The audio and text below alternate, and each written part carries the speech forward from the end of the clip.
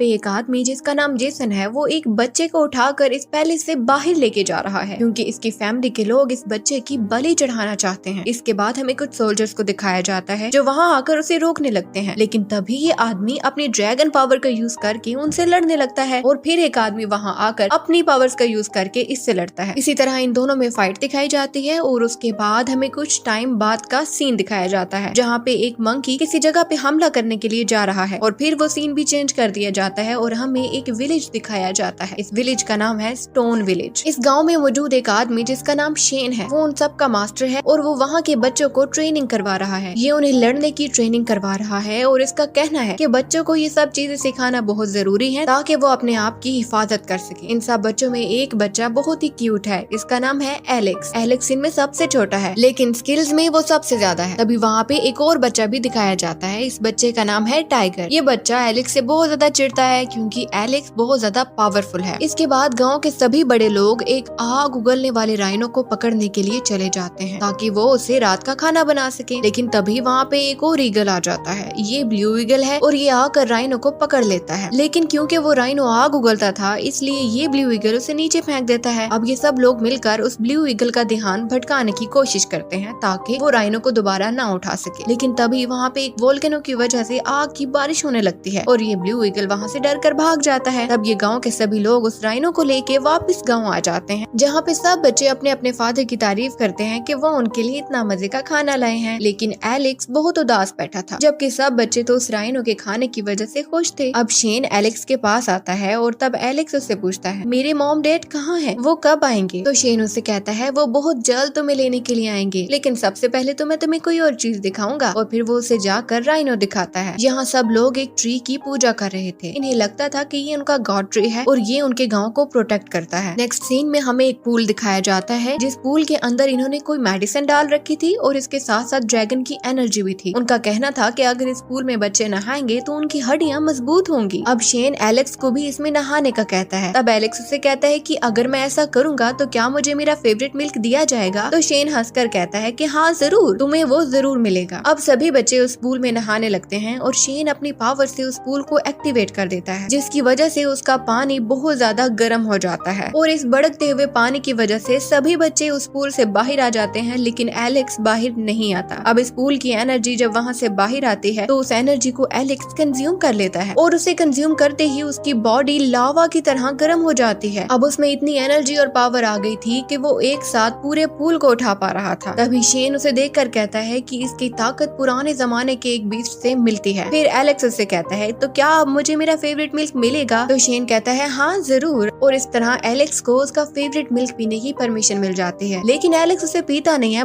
बल्कि वो इस दूध को अपने गॉड ट्री के पास गिरा देता है और फिर उनसे कहता है कि मुझे कुछ नहीं चाहिए, मैं बस ये चाहता हूँ कि आप मेरे पेरेंट्स को मेरे पास वापस भेज दें। तभी उसके पास एक बच्ची आती है जो उसे बताती है कि तुम्हारा भाई अपने दोस्तों के साथ ब्लू बर्ड के अंडे को लेने गया है। ये सुनते ही एलेक्स उससे कहता है कि तुम जाकर ये बात शेन को बता दो और मैं उनके पास जा रहा हूँ। दूसरी तरफ सब बच्चे ईगल के अंडे को चुराने की कोशिश कर रहे थे, लेकिन तभी ईगल उन्हें देख लेता है। इसके बाद वो ईगल उन पर हमला कर देता है और तभी जब वो उन पर हमला कर रहा था तो एलेक्स वहाँ पहुँच जाता है। वो उन सब बच्चों से कहता है कि ईगल के अंडे को छोड़कर यहाँ से भाग जाओ, लेकिन उसका भाई जिसका नाम टाइलर है वो कहता है कि हम यहाँ से अंडा लिए बिना तो नहीं जाएंगे। अब वो सब लोग तेजी से उसके घोंसले से नीचे उतरने की कोशिश करते हैं, लेकिन तभी ये ब्लू ईगल उनकी रस्सी को काट देता है और ये सब जाकर रेत पर गिरते हैं। अब ये सब ब्लू ईगल से भागने की कोशिश करते हैं। इनके पास ब्लू ईगल का अंडा भी था, इसलिए वो ब्लू ईगल इनका कब से पीछा कर रहा था। यहाँ टाइलर एलेक्स के कहने पे उसे अंडा पास कर देता है, लेकिन ब्लू ईगल तो उनके पीछे था। अब एलेक्स ईगल के ऊपर चढ़कर उसके विंग्स को पकड़ लेता है। अब जैसे ही वो ऐसा करता है तो बाकी बच्चे भी नीचे से ईगल पर पत्थर फेंकने लग जाते हैं। अब ईगल भी उन पर हमला करता है और बच्चे इन सब के दरमियान फाइट होती है। ये सब बच्चे एक जंगल में भागने की कोशिश करते हैं और तभी एलेक्स वहाँ आकर एक माउंटेन पे जोर से पंच मारता है जिससे उस माउंट में गुफा बन जाती है। ये सब लोग उसके अंदर चले जाते हैं और तभी एलेक्स का हाथ वहाँ एक ऐसी जगह पे लगता है कि जिसकी वजह से उस गुफा की प्रोटेक्टिंग शील्ड एक्टिवेट हो जाती है। ये शील्ड जो आज एलेक्स से एक्टिवेट हुई है, ये उनके पूर्वजों के बहुत पुराने लोग भी एक्टिवेट किया करते थे। अब जैसे ही ये शील्ड एक्टिवेट होता है तो गाँव के सभी लोग बहुत ज्यादा हैरान हो जाते हैं और साथ ही उन्हें ये भी पता चल जाता है कि बच्चे इस वक्त बहुत ज्यादा खतरे में हैं। यहाँ ये ईगल बहुत ज्यादा गुस्से में था क्योंकि उसका अंडा बच्चों के पास था। तो ये ईगल अपने गुस्से में इस गुफा की प्रोटेक्टिंग शील्ड को भी तोड़ देता है और अंदर आने की कोशिश करता है। लेकिन तभी गांव के सभी लोग उनकी हेल्प करने के लिए वहां पहुंच जाते हैं। उनमें शेन भी था और जब शेन बच्चों और ईगल को देखता है तो वो समझ जाता है कि ये ईगल इन बच्चों के पीछे क्यों पड़ा है। जरूर इन बच्चों ने ईगल का एग उठा लिया है। अब वो बच्चों को लेकर अपने गाँव की तरफ जाता है। उन्हें लेकर वो गाँव में इसलिए जाता है क्योंकि उनके गाँव में गॉड ट्री था